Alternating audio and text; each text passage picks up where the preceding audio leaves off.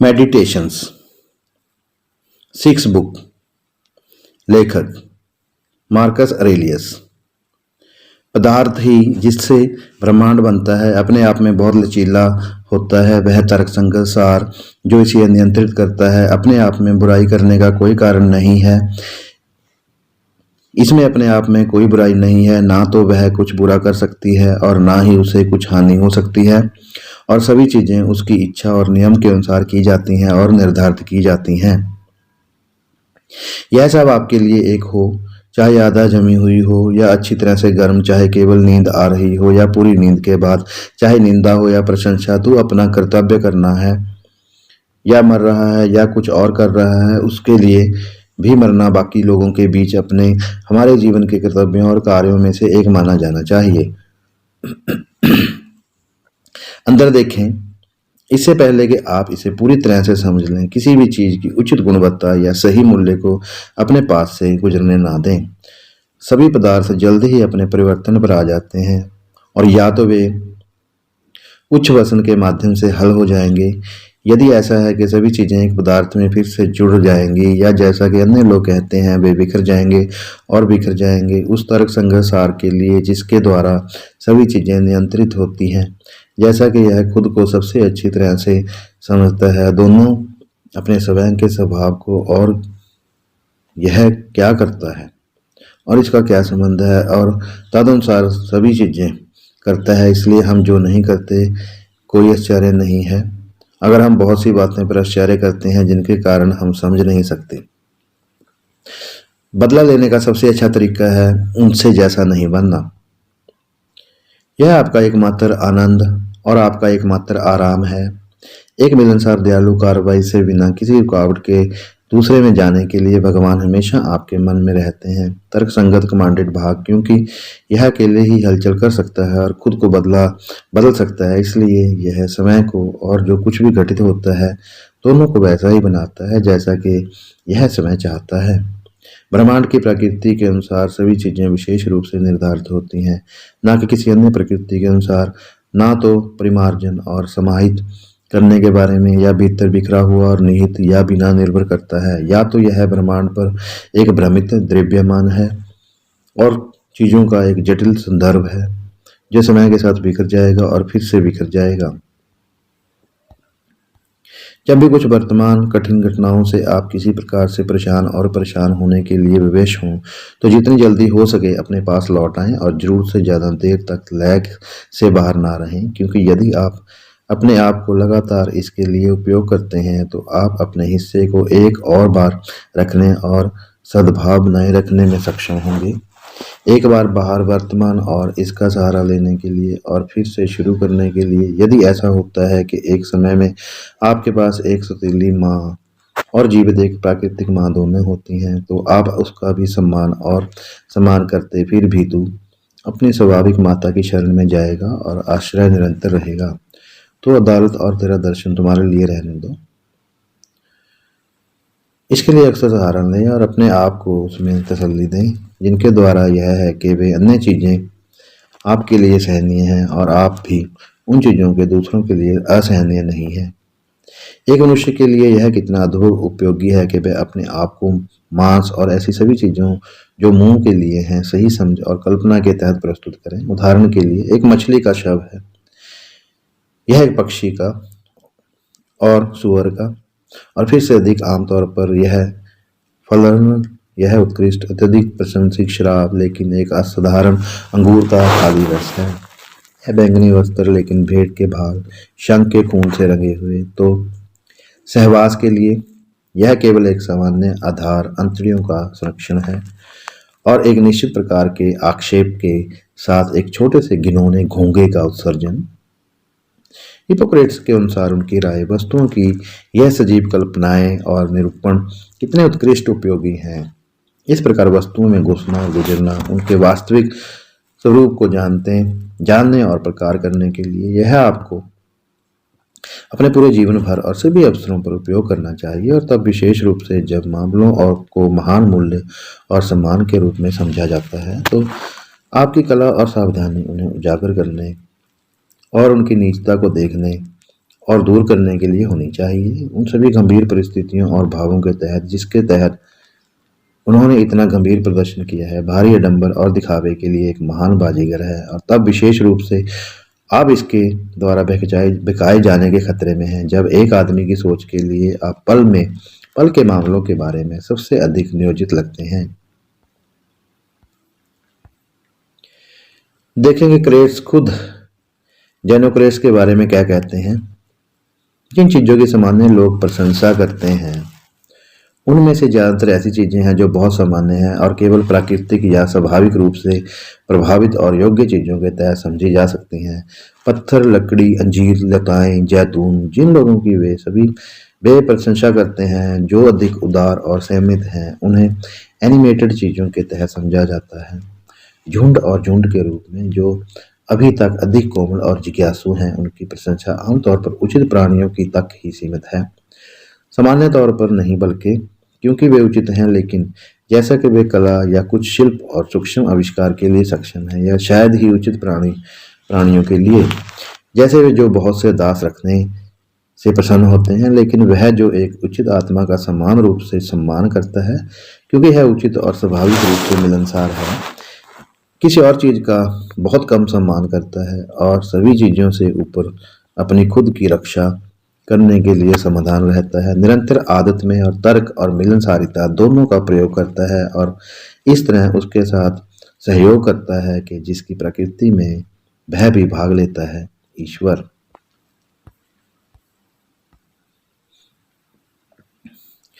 बृहस्पतिक श्वसन नहीं, यह निश्चित रूप से नहीं है जो पौधों के पास है कि इस जीवन में हमें इतना प्रिय होना चाहिए, ना ही संवेदनशील श्वसन पालतू और जंगली दोनों तरह के जानवरों का उचित जीवन, ना ही यह हमारी कल्पनाशील क्षमता है, ना ही यह है कि हम अपनी कामुक भूख के बल पर आगे पीछे होने और आगे बढ़ने के अधीन हैं, या कि हम इकट्ठा हो सकते हैं और एक साथ रह सकते हैं, कि हम खिला सकते हैं।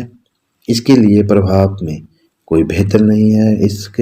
इससे हम अपने भोजन के मल को रद्द कर सकते हैं। फिर ऐसा क्या है जो हमें प्रिय होना चाहिए?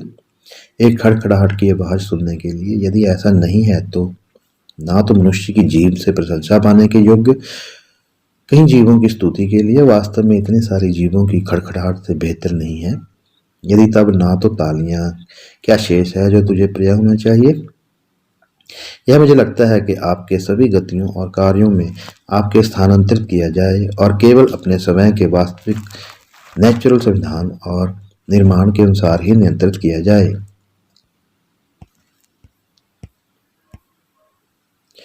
नीचे ऊपर और इसके बारे में तत्वों की गतियां हैं, लेकिन पुण्य की गति उन गतियों से कोई नहीं है, बल्कि कुछ अधिक उत्कृष्ट और दिव्य है। किसका मार्ग इसमें गति और समृद्धि के लिए एक मार्ग से होना चाहिए, यह आसानी से समझ में नहीं आता है। कभी भी मनुष्य के लिए असंभव किसी भी चीज़ की कल्पना ना करें जो आपके द्वारा नहीं किया जा सकता है या बहुत कठिनाई के बिना नहीं किया जा सकता है, लेकिन सामान्य तौर पर आप किसी भी व्यक्ति के लिए जो कुछ भी संभव और उचित समझ सकते हैं वह आपके लिए भी संभव है। मान लीजिए कि महल में किसी ने आपको अपने नाखूनों से काट दिया है और आपका सिर तोड़ दिया है। ठीक है, तुम घायल हो तो भी तू चिल्लाता नहीं, तू उससे नाराज नहीं है। बाद में आप उस पर संदेह नहीं करेंगे, जैसा कि वह आपको एक शरारत करने के लिए देखता है। हाँ, तो भी यद्यपि तू अपने आप को उससे बचाने का भरसक प्रयत्न करता है, तो भी उससे शत्रु होकर नहीं, या किसी संदेहास्पद आक्रोश के माध्यम से नहीं, बल्कि कोमल और मैत्रीपूर्ण गिरावट के माध्यम से है। अपने जीवन के अन्य भागों में भी यही मन और स्वभाव रखें।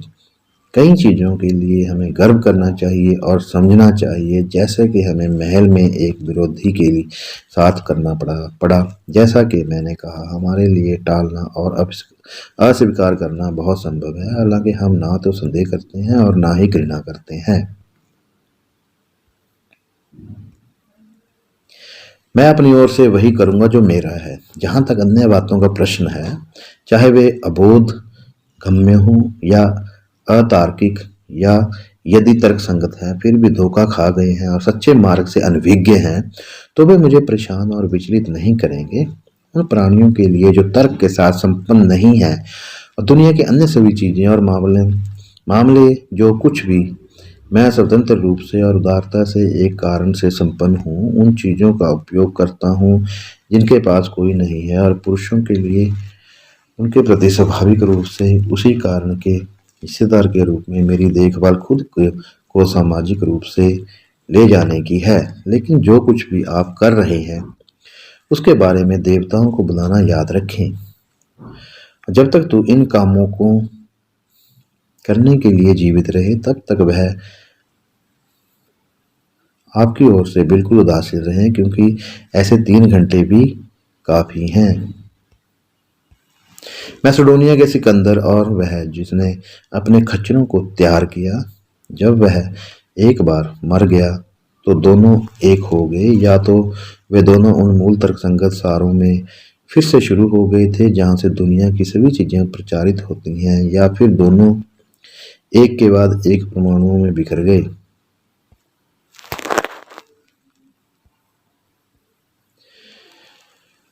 यदि कोई आपसे यह प्रश्न पूछे कि एंटोनिस शब्द कैसे लिखा गया है, तो आप वर्तमान में इस पर अपना इरादा ठीक नहीं करेंगे और इसके प्रत्येक अक्षर को क्रम से नहीं कहेंगे? यदि कोई तेरा विरोध करना आरंभ करे और इस विषय में तुझसे वाद विवाद करे, क्या तू उससे फिर झगड़ा करेगा, या यूं कहें कि नम्रता से जैसे तूने आरंभ किया है, यहाँ तक कि हर एक अक्षर को गिन लें? यहाँ फिर भी याद रखें कि हर कर्तव्य जो एक आदमी से संबंधित होता है उसके कुछ निश्चित अक्षर या संख्याएं होती हैं जो बिना किसी शोर शराबे के अपने आप को रखते हुए अपने प्रस्तावित अंत तक आगे बढ़ना चाहिए। उसके साथ झगड़ा करने से मना करना चाहिए। झगड़ा करो और तुम्हारे साथ गिर जाओ। मृत्यु इंद्रियों के प्रभाव, वासनाओं के अत्याचार, मन की त्रुटियों और शरीर की दासना से मुक्ति है।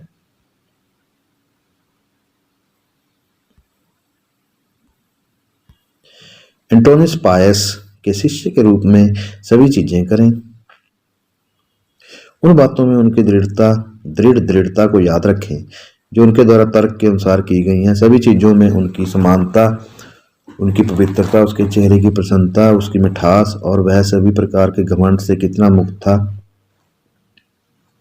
हाथ में आने वाले मामलों के सही और सटीक ज्ञान के लिए कितना सावधान है, और कैसे वह किसी भी तरह से तब तक हार नहीं मानेगा जब तक कि वह पूरी तरह से नहीं करता है और स्पष्ट रूप से व्यवसाय की पूरी स्थिति को समझता है। अपने दिमाग को उत्तेजित करें और अपने प्राकृतिक सपनों और दृष्टि से अपनी बुद्धि को फिर से याद करें, और जब आप पूरी तरह से जागते हैं और फिर महसूस कर सकते हैं कि वे केवल सपने थे जो आपको परेशान करते थे, जैसे कि एक नई प्रकार की नींद से जागकर इन्हें देखे संसारिक वस्तुओं को उसी मन से जैसा तूने उन पर किया था जो तूने अपनी नींद में देखा था।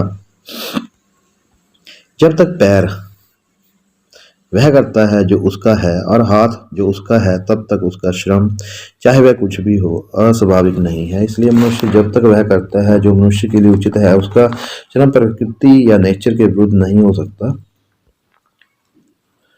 और यदि वह प्रकृति के विरुद्ध ना तो उसे हानि पहुंचने वाली है। लेकिन अगर ऐसा होता है कि खुशी खुशी में नींद होती है, कुख्यात लुटेरे, अशुद्ध घृणित जिगर, पैरिकाइट्स और अत्याचारी इतने बड़े पैमाने पर अपने सुखों का हिस्सा कैसे प्राप्त करते हैं?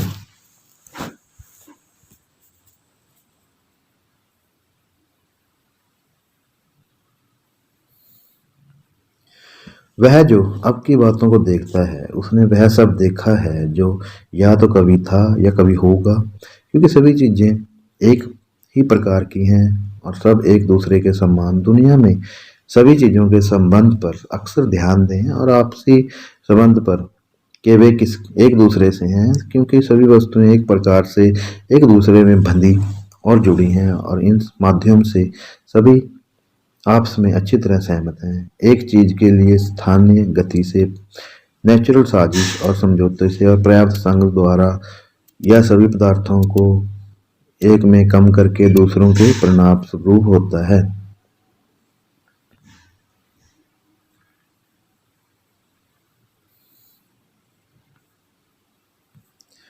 हम सभी एक तरह से काम करते हैं, कुछ स्वेच्छा से, और हम जो करते हैं उसकी तर्क संगत समझ के साथ, दूसरों को इस तरह के ज्ञान के बिना। जैसा कि मुझे लगता है कि हेराक्लीस ने एक जगह उनके बारे में बात की है कि वे सोते हैं यहाँ तक कि वे अपनी तरह का काम करते हैं और दुनिया के सामान्य संचालन को प्रदान करते हैं। इसलिए एक आदमी एक के बाद एक सहयोग करता है और दूसरा एक के बाद एक, परंतु वह भी जो कुड़कुड़ाता है और अपनी शक्ति का विरोध और बाधा करता है, यहाँ तक कि वह जितना सहयोग करता है क्योंकि संसार को ऐसी ही आवश्यकता थी। अब आप विचार करें कि आप इनमें से किसे अपना दर्जा देंगे। क्या सूरज उसे वह करने के लिए बाध्य करता है जो बारिश से संबंधित है, या उसका पुत्र एस्कुलेपियस कि जो पृथ्वी का ठीक से संबंध रखता है, या विशेष रूप से सभी सितारों के साथ कैसा है?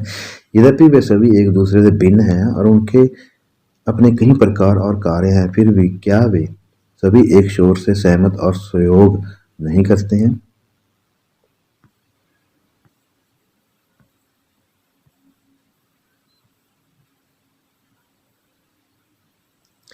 जो कुछ भी किसी के साथ होता है वह पूरे के लिए फायदेमंद होता है और इस प्रकार हमें संतुष्ट करने के लिए इतना पर्याप्त हो सकता है कि यह समग्र रूप से समीचीन है। लेकिन फिर भी आप आम तौर पर यह भी महसूस करेंगे, अगर आप परिश्रम से ध्यान रखते हैं, कि जो कुछ भी किसी एक आदमी या पुरुषों के साथ होता है, और अब मैं संतुष्ट हूँ कि समीचीन शब्द अधिक आम तौर पर उन चीज़ों के बारे में समझा जाना चाहिए जो हम अन्यथा बीच की चीज़ों को या चीज़ों को उदासीन कहो, स्वास्थ्य, धन और पसंद के रूप में।